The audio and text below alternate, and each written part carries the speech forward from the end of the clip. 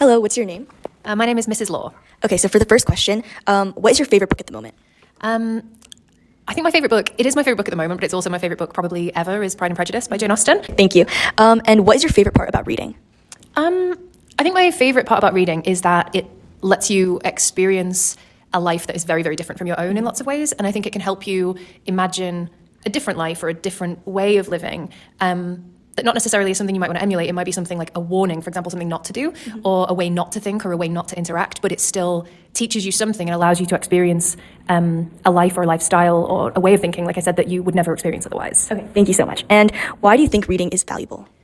Partially for the same reasons, really. I think it's got a lot of benefits on you as an individual in the sense that it allows you to calm down and it's kind of proven to help you relax and things like that. But I also think it's really, really important for building empathy. And I think there's lots and lots of different ways to relax, but reading is probably the one that's the most successful in building empathy and to help us build understanding for how other people live and how other people think. Okay, thank you. And what would you say to students who want to get into reading but don't know where to start? Oh, that's a really good question. I think the most important thing is just to try and make sure that you're making some time for it. Like, I think we all have very, very busy lives, and quite often reading can take a back seat to the other things that you know you must do in your life. Whereas for some people, reading, especially for pleasure, is an option or it's something that you can do.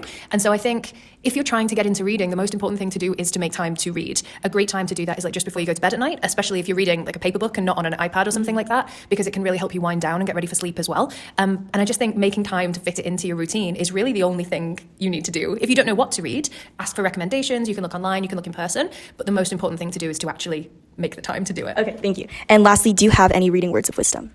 I don't know how wise this is, but I think often people think that you can't learn very much from fiction. And I sometimes meet students who say, oh, I read nonfiction so I can learn something. But I think one of the things that I like to say about reading is that nonfiction, you kind of learn through information, whereas with fiction, you learn through imagination. And so that's a bit of an oversimplification, but I think I genuinely believe that you can learn a huge amount through reading fiction.